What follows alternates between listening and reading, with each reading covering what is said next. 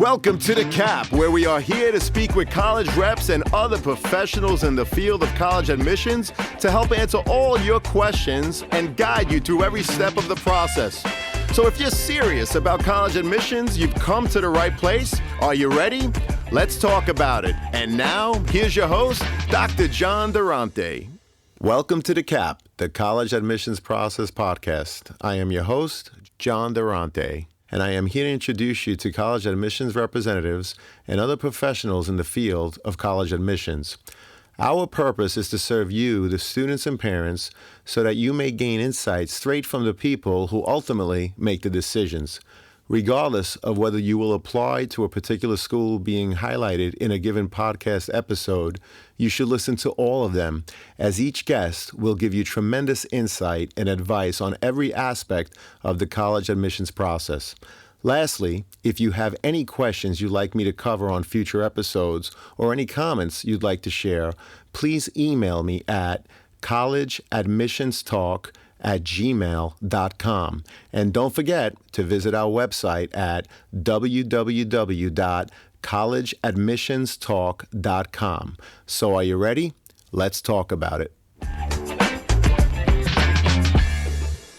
Welcome to The Cap, the College Admissions Process Podcast. I am your proud host, John Durante, and it gives me great pleasure to welcome today Larry Alterman. Larry, welcome. Well, thank you so much for having me. It is our pleasure. Larry is the manager of East Coast Recruitment for Michigan State. Larry, why don't you tell us about yourself and how did you end up as an admissions representative? Well, sure. Thanks for having me and thanks for asking.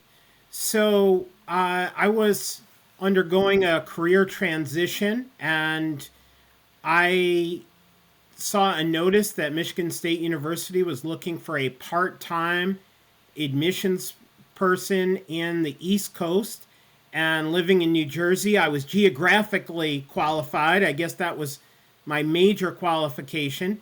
It didn't hurt probably that I was an alumnus of Michigan State as well, and did a phone interview and advanced to an in-person interview at an airport hotel right by LaGuardia Airport. And before you know it, I was part-time, and then that's evolved to full-time, and then they kept adding states, and it's just a long story from there. But it's really been something working with students and families for now 12 years in admissions. Wow, that's phenomenal. And of course, go Spartans, right? We're talking about Michigan State. Yeah. So what does Michigan State University offer, both inside and outside of the classroom, that makes it appealing for students to want to attend? Sure. So I think there's a few different things. One, we're a Midwestern university. And when I say Midwestern, not just that you can look on a map and say, wow, Larry, that's great. You can figure out that Michigan's in the Midwest, but we're Midwestern by student body. And so for particularly my areas, when I'm talking to students on Long Island or other places in the Northeast or Mid-Atlantic, they're going to feel a difference with people. I always mention, our students are going to smile. They're going to say hello. They're going to welcome you. And it makes it feel just so different from what they're used to. Now, that's not me knocking any area. That's just comparing and contrasting. Because I grew up in northern New Jersey. And so when I went to Michigan State as an out-of-state student, immediately that was something I noticed, that people just treated people differently than I was used to, growing up. So I think that's one piece. I think another piece is just choice. Over 200 majors, over 900 clubs, Division I sports, playing football in a 72,000-seat stadium on a campus, and this is very unusual, one piece of land. So wherever you are living in a residence hall, you can walk to any of your classes, any of your activities. You can walk to the football stadium. And a lot of large schools can actually say that. And then, not to mention, we're a Tier 1 research university. We are dominated by undergrads. So because of that, we don't have enough grad students to do research. So great opportunities for undergraduate research for students, study abroad that can span the globe, every continent on the globe. So I guess what I'm saying in as few words as I can say it, there's a lot of things for a student to be potentially excited about at Michigan State. Wow. So over 200 majors, over 900 clubs. What is the total enrollment at Michigan State? So undergrad and grad, we're right at about 49,000. But again, on one campus, one piece of land. Our campus actually in total is over 5,200 acres. Wow. Putting that in perspective for those on the East Coast, that's 8.5 times the size of Central Park, over 100 times the size of the Boston Common. Wow. But we started as a school of agriculture. So a lot of those lands are agricultural lands where we have dairy and beef cattle and swine and poultry and goats and organic farms and different research that's going on that will help feed America and the world, in the future. We also have two 18-hole golf courses on our campus too. Right there on the campus? Right on it's That is our amazing. land, and so that's the thing. It's like the more I can talk about Michigan State, the more it might almost be hard for people to believe how many, resources academically. We have a College of Human Medicine, a College of Osteopathic Medicine, a College of Veterinary Medicine, a College of Law, all on that campus. So there's just so much for somebody, whether you're starting out as an undergrad, you're looking for a master's program, you're looking for a PhD, you're looking for a professional program, you're going to have options at Michigan State and options to grow. And not only do you have all of those options, I read a statistic recently that the current freshman class, well over 92% of them returned. That is true. We have a lot of programs in place because I should also mention too, our classes that come in are very diverse culturally, very diverse racially, very diverse socioeconomically. But we went to a program several years ago called the Neighborhood Concept. And basically, our residence halls are divided up into 5 neighborhoods geographically around campus. Each one has an engagement center. The engagement center provides support for students in the form of tutoring, in the form of academic advisors, in the form of healthcare that's provided actually at the engagement centers on a regular schedule. And these are some of our initiatives to try to close any opportunity gap that may exist. We believe any student we admit can be successful at Michigan State. Well, that's fantastic. You obviously do a great job accepting the students that are the right fit for Michigan State. Like I said, in the high 90s in terms of the percentage of students that return, but also you have a lot of resources in place to make sure that they stay there at least for their 4 years. And many of them, as you said, continue for graduate studies, which is terrific. So speaking of the freshman class, what is their profile? Sure. So I'm going to kind of talk about it in 2 ways. So one, just in terms of numbers, a middle 50% of GPA would be in the area of 3.4 to 3.9. We are test optional, and we're test optional for at least the next 4 years. So that means if a student's in high school today, they can be test optional at Michigan State. When we're evaluating an application, we're reading through the application first, and then we're looking and reading through the extracurricular activities. We're reading the essay as well. And then on the transcript, we're really looking at what did a student take in 9th grade? What did they take in 10th grade? What did they take in 11th grade? What does the senior schedule look like? What are the levels of those courses? What are the grades?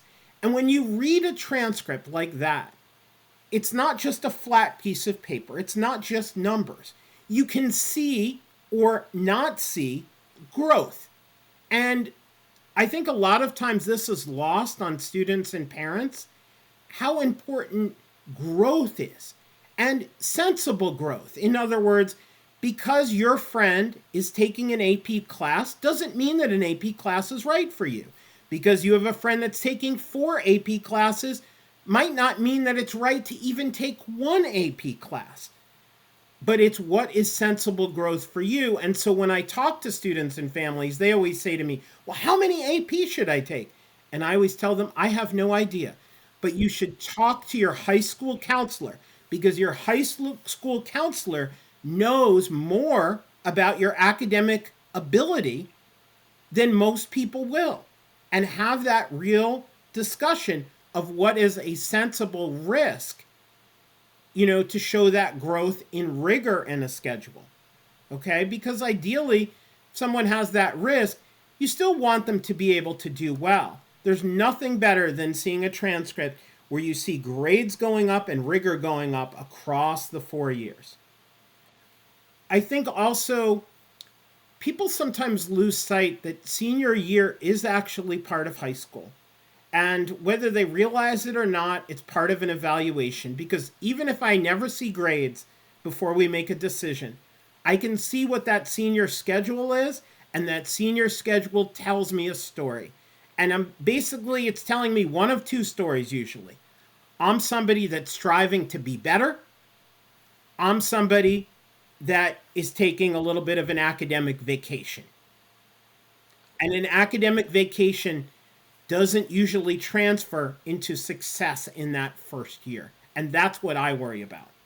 Well, I'm glad you shared that. And I know a lot of students and their parents are listening. And this is something that has come up in previous episodes as well, the importance of putting your best foot forward for 4 years of high school. And I love how you talk about how even though you're not going to see necessarily the grades by the time you evaluate them in senior year, you're certainly going to be looking at the work in progress. And if you see a major dip, that might not be so favorable in terms of helping you with their acceptance into Michigan State. So I really appreciate that insight. And my next question then is, what advice would you give a student if they fall lower than the current freshman class average? Should they apply, and how can they enhance their application? Yeah, no, I definitely think students should not be so quick to dismiss a school, whether it's Michigan State or any school, truthfully. Because again, these are averages. And even within the averages, you may be a student that maybe you started high school slow, academically. Maybe it wasn't what you felt your level was, but you've shown great improvement over time. So your overall GPA might not fit nice and neatly in a number, but you are now that level of student that could be successful somewhere. And so my first and biggest piece of advice is give yourself a chance senior year, meaning we are focusing on academic subjects. So we are looking at your math, your English, your foreign language, your social studies, your science. That's what we're really focusing on. So give yourself as many chances senior year to score well, because when I'm reading an application, I have the ability to withhold an application and say, you know what, I need some more information. And I can tell you when I'm doing that, I am literally crossing my fingers, hoping that student does well senior year, because there's nothing more satisfying for me when I've withheld a student and now they're really doing their best work. But the key is you need that canvas to be able to do your best work. And your canvas is having real academic subjects in your senior year schedule. It is also what's going to prepare you best at any level for success in what will be your most challenging academic time, your first semester when you're at any college or university. So those senior challenges, I know I'm kind of repeating myself a little bit, but that is what makes a difference. Another thing I would say to a student, don't be afraid. Reach out to admissions officers. You can go onto the website, you can call any admissions office, and you can find out who is assigned to your high school. You can at minimum find an email address. express interest, genuine interest. Don't tell me Michigan State is my favorite school. If it is, tell me why, because that's going to be my first question when we talk is, don't just try to make me feel good of your interest. Really prove it to me. But again, understand your work, your record that you're creating, your academic history, which you create alone as a student, that is going to be one of the biggest things that can influence this whole process. Well, that's a great piece of advice in terms of when the student really wants to attend your school, to reach out, let you know that in fact, if they're accepted, they're going to attend, but not just to say, I really want to come to Michigan State, but to really give the detailed explanation as to the why. I think that's a tremendous piece of advice. You started talking about the different courses that students take.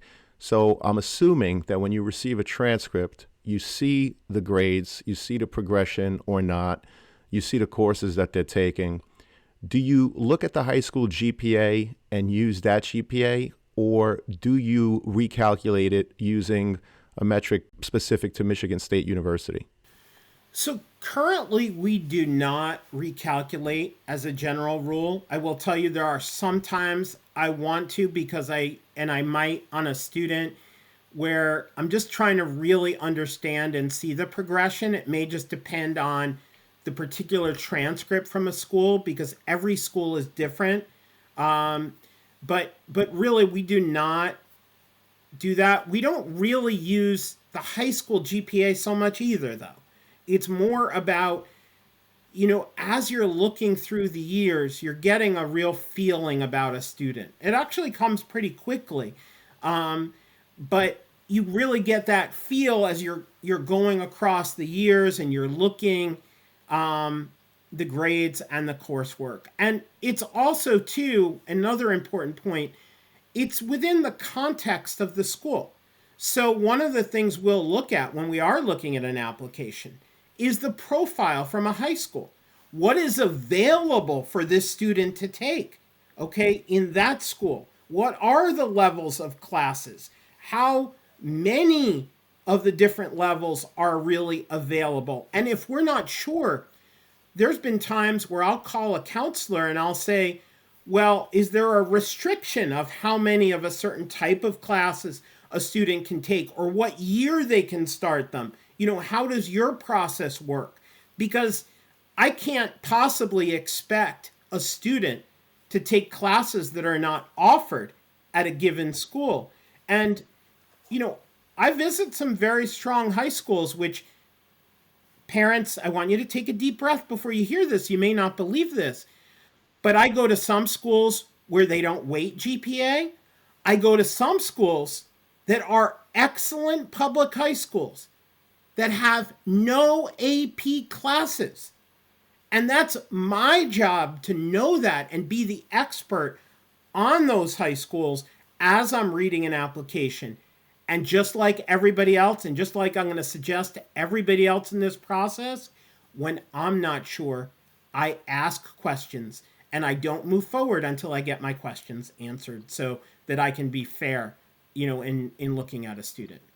Well, that's great advice, certainly asking questions, and I hope people see how accessible you are to them by email, obviously by going to college fairs. So it is very important that people not be bashful and ask those questions. In terms of the application, again, do you recommend declaring a major or not? What would be pros and cons of each? Yeah, so now I'm going to give a classic admissions answer. So I'll give an answer for Michigan State, and then I'm going to give an answer for overall because they're not actually really the same. So at Michigan State, we review for admission to the university. Major doesn't impact it. So we're evaluating you for the university. We do have some programs which will evaluate you later in the process, but in terms of getting into the university, the major does not matter. Now, for the other 3,999 colleges and universities, it depends. And I would ask this question to the admissions office every school you're interested in, because some schools will have a direct admit and it will change things. But, there's some schools, if you want to get into a certain program, the only way is coming through the front door with that as your major. So it really depends. And this is where I think it's so important to ask questions. I appreciate that. Thank you so much, Larry. And as a follow-up, what about applying early decision? If a student applies early decision, is there a better chance they will be admitted?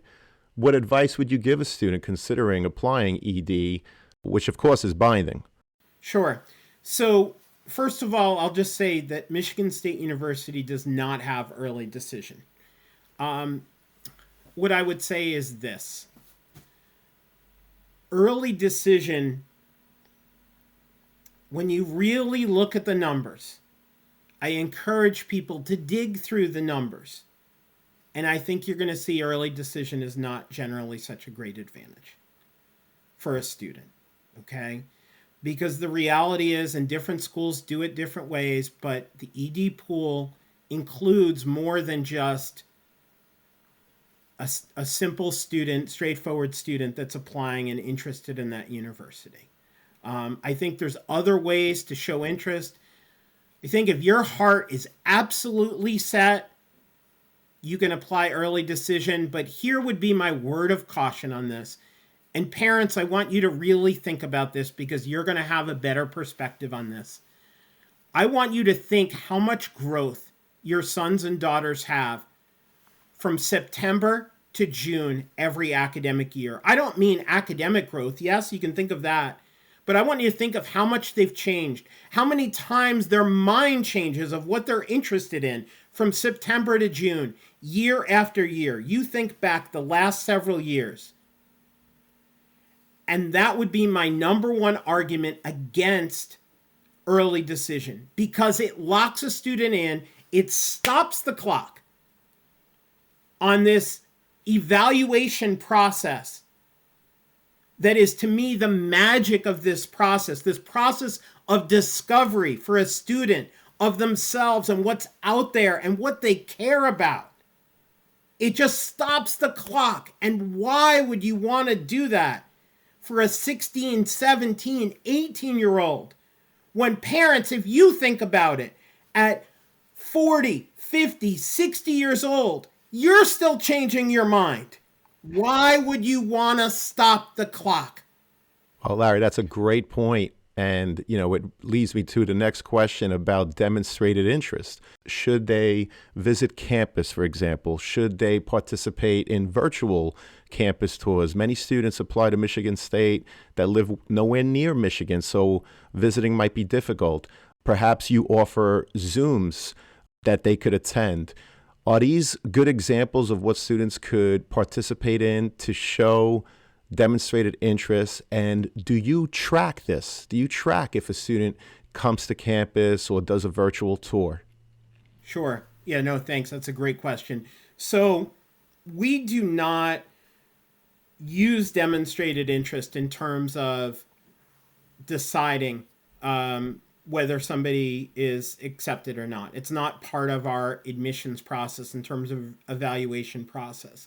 I do use it in terms of who I reach out to students once they are admitted. I'm far more likely to reach out to somebody who's come to a program in person or virtual, reached out to me. I make myself very available. My cell phone number is on every one of my business cards. And so I'm available by phone, by Zoom. There's been times I have met with students and families in their homes. And so this is all part of what's available. But I think the key to a student is any school that you're applying to should ideally, because now it's different than just evaluating schools, but once you've applied to schools, this should be a school you're really seriously thinking, hey, I might go to. Now, you're still evaluating. It doesn't mean that all of those schools you're applying to, you're going to feel a fit. But certainly now, more than ever before, there are virtual opportunities to visit schools. And I encourage anyone within the sound of my voice to visit schools they are interested in virtually. I think when you get the chance, visit in person, whether that's Michigan State or any school, that you're interested in. Because I think when you visit in person, you're going to get the best chance of understanding fit, but understand too, opening emails.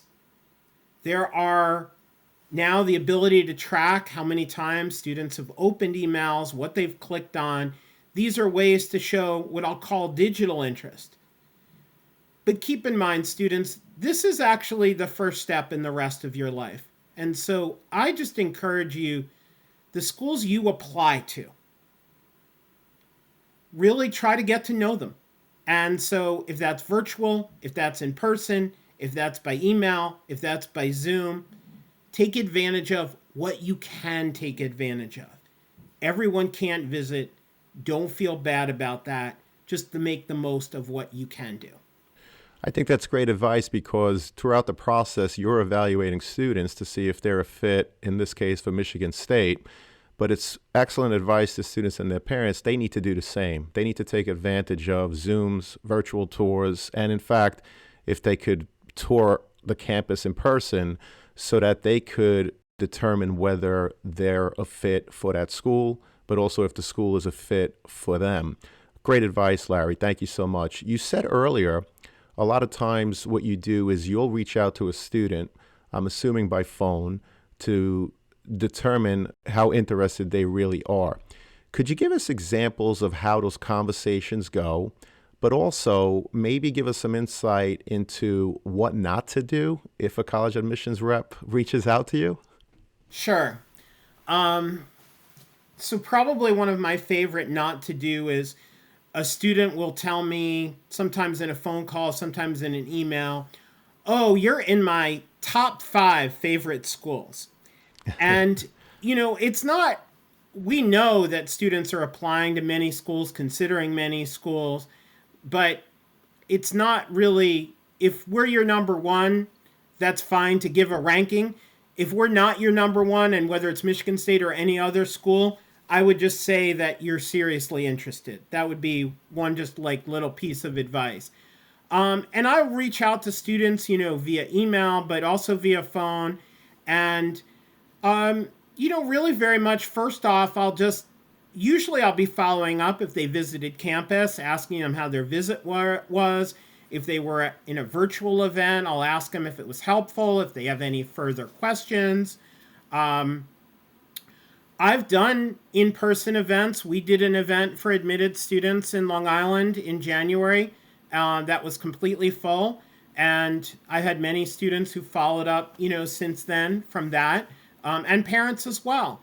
And I just encourage students and parents, when you have questions, don't be afraid, reach out. And I think that last bit of advice as well in terms of following up.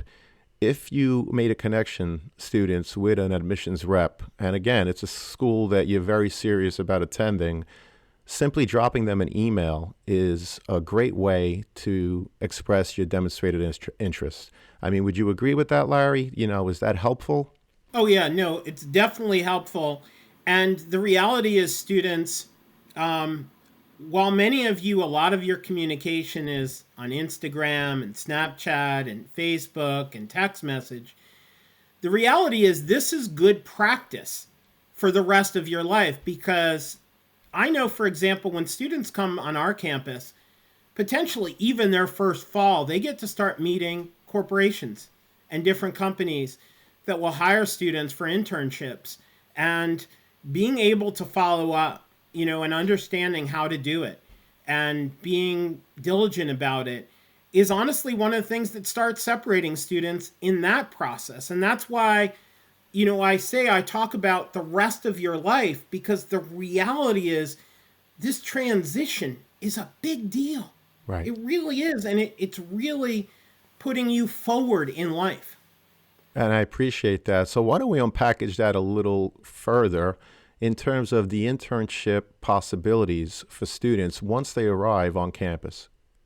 Sure. So at Michigan State, we have 17 degree granting colleges at the undergraduate level. Wow. Each of the 17 has their own career center.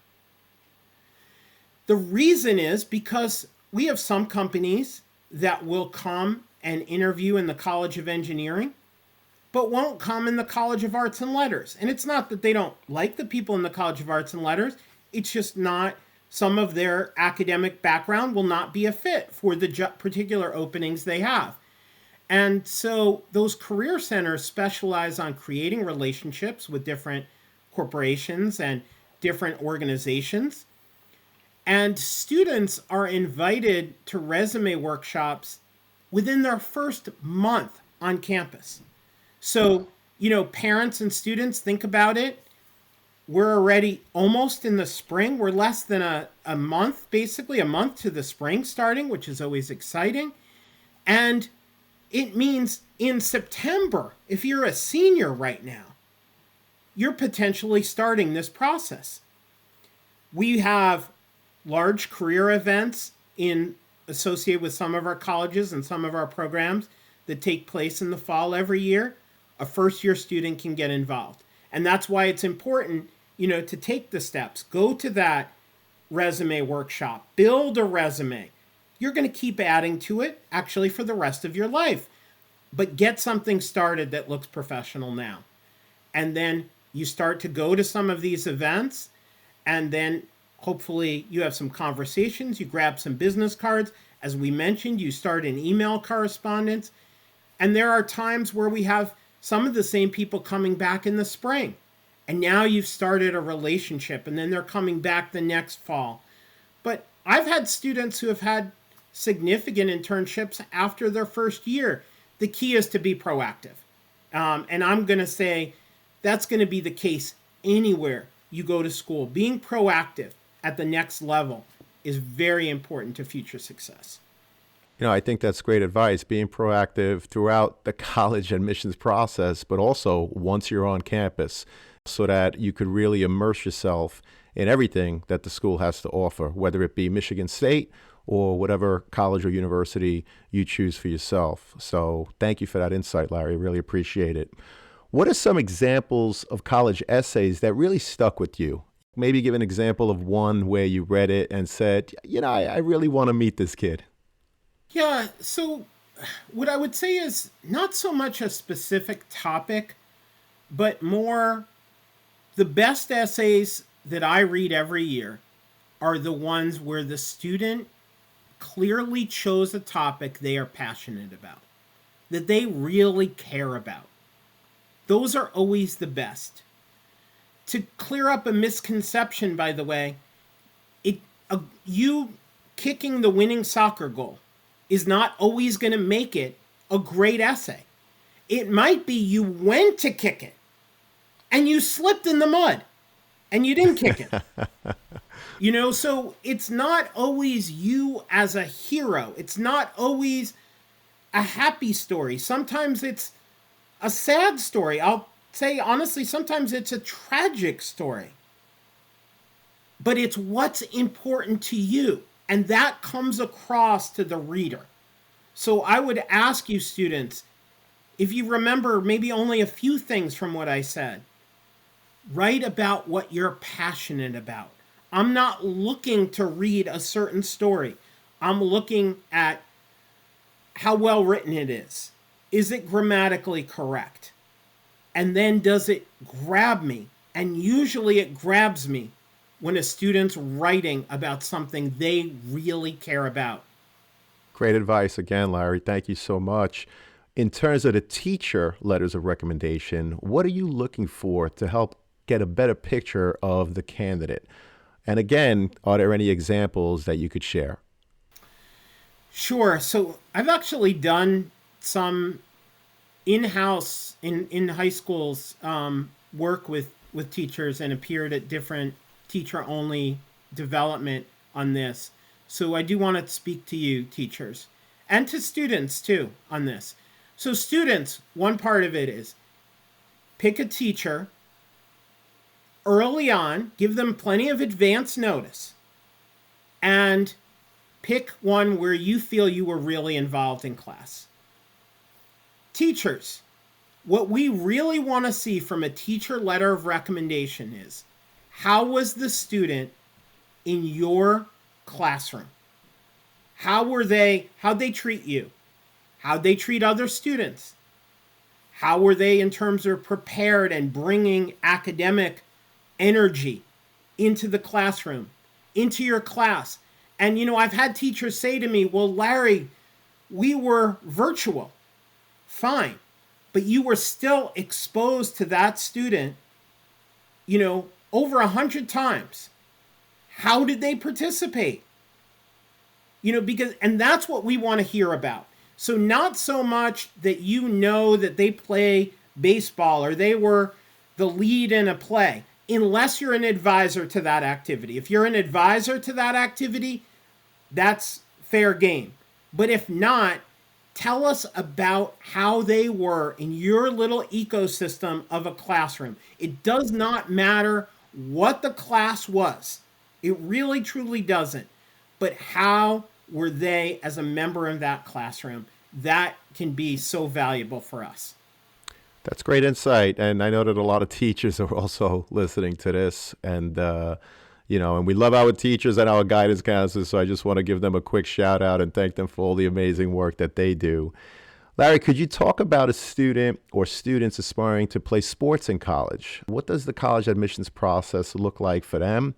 And what advice would you give students and parents related to athletics and recruitment? Sure. I actually just recently learned more about this, and I did a presentation on the NCAA. So I'm Great. a little more current than maybe if you had asked me a few months ago on this. Great. Perfect timing. Yeah. So the first thing I would say is you want to start early. And students, what you need to do is you need to register with the NCAA. You can go onto the NCAA site. This is particularly if you're looking for Division I and Division II. Okay, so you want to start early. You really want to start this process around 9th grade. And what I would recommend, most high schools have a counselor who specializes specifically in sports.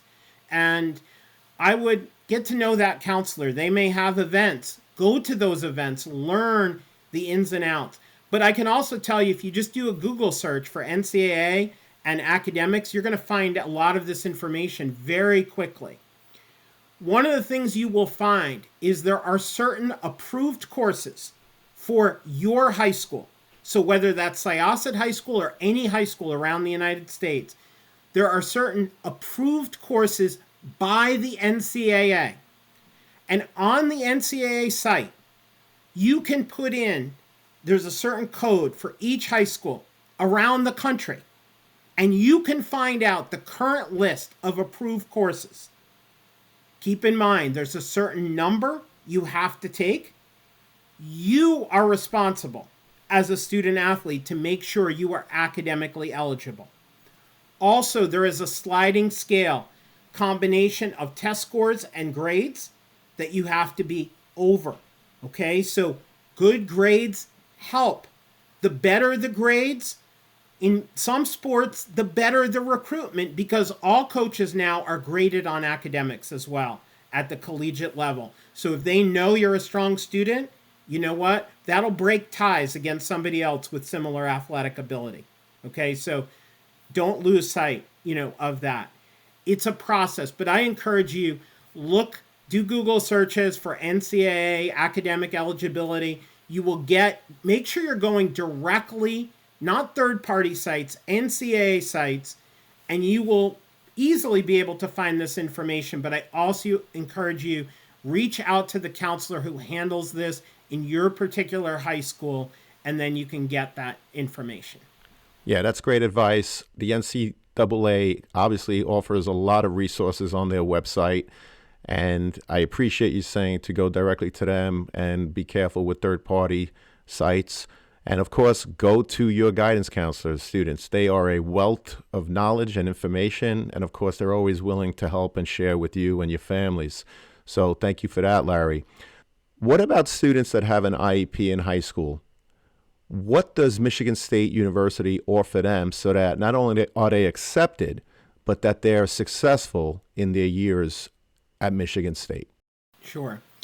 So, in terms of being accepted, we're looking at all students the same way. We're trying to make an evaluation, and we're, in admissions, we're predicting the future. We're predicting somebody's academic future based on the variety of evidence we have in front of us.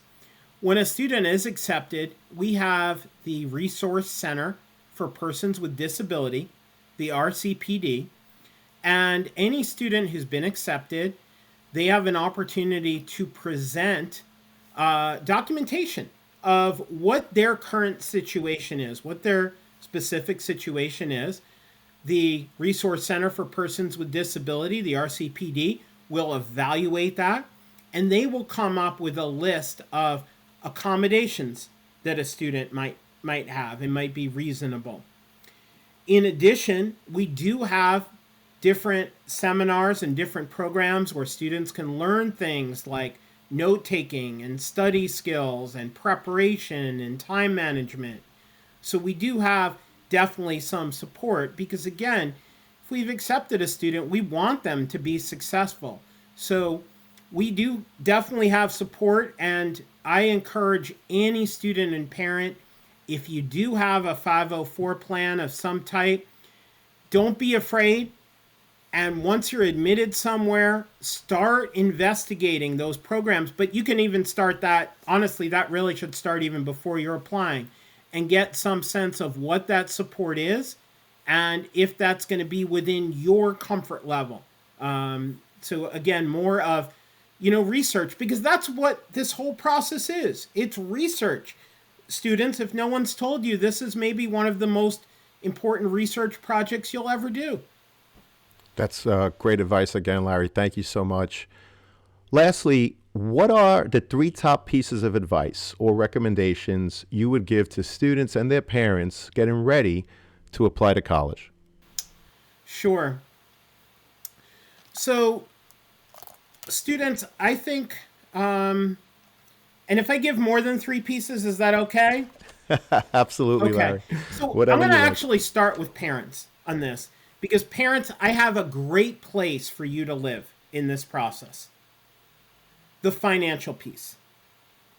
So my suggestion for parents is simple.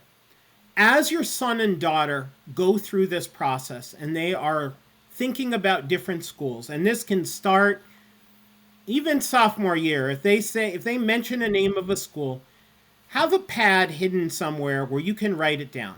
Every school they tell you, write it down, write it down, write it down. And then junior year, write it down.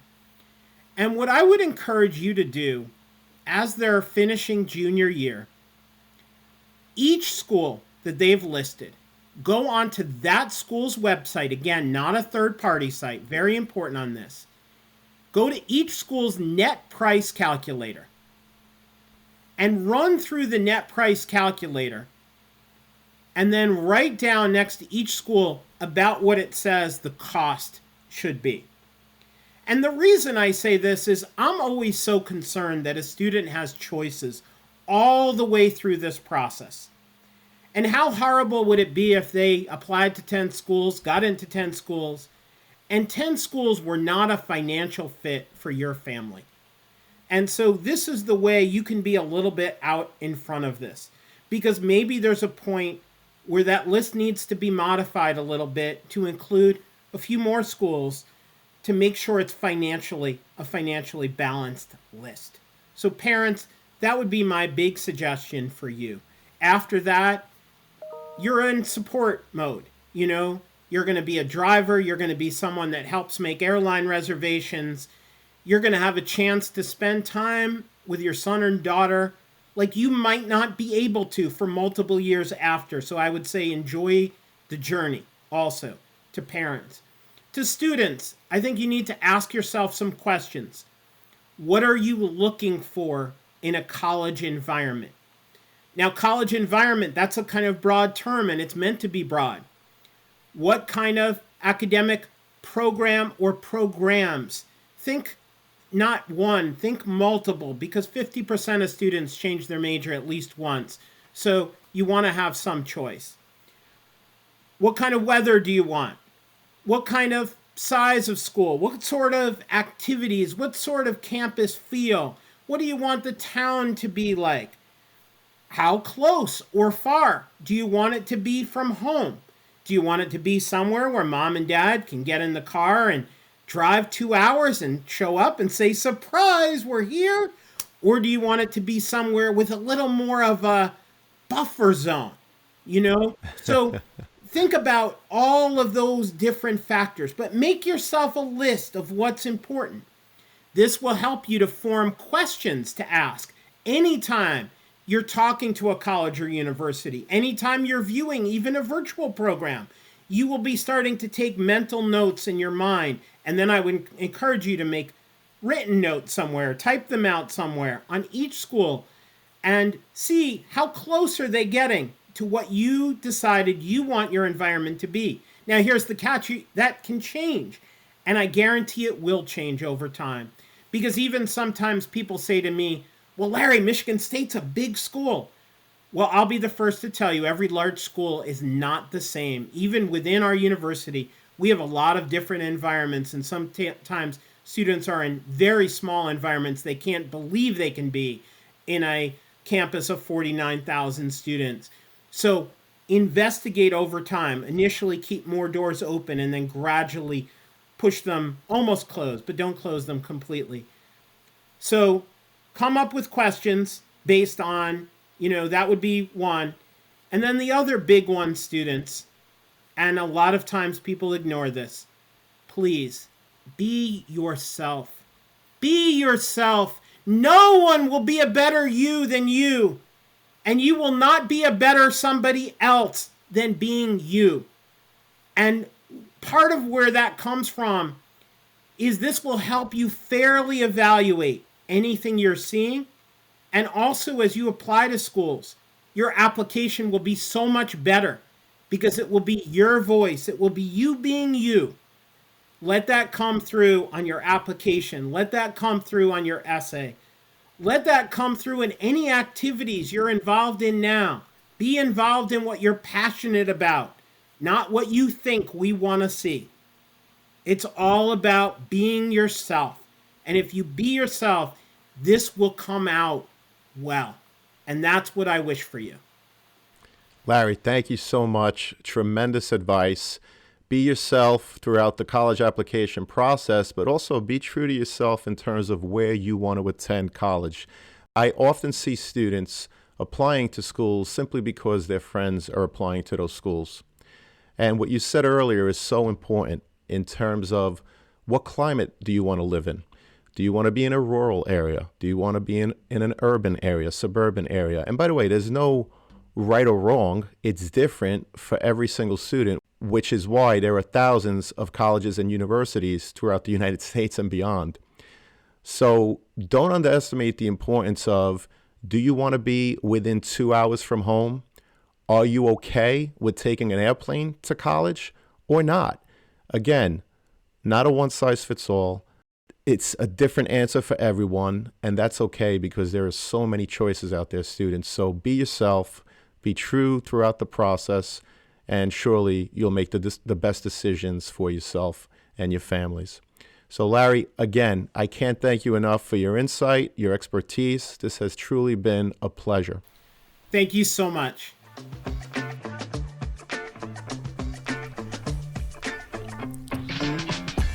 Thank you for joining us on this episode of the CAP, the College Admissions Process Podcast. We hope you enjoyed the show.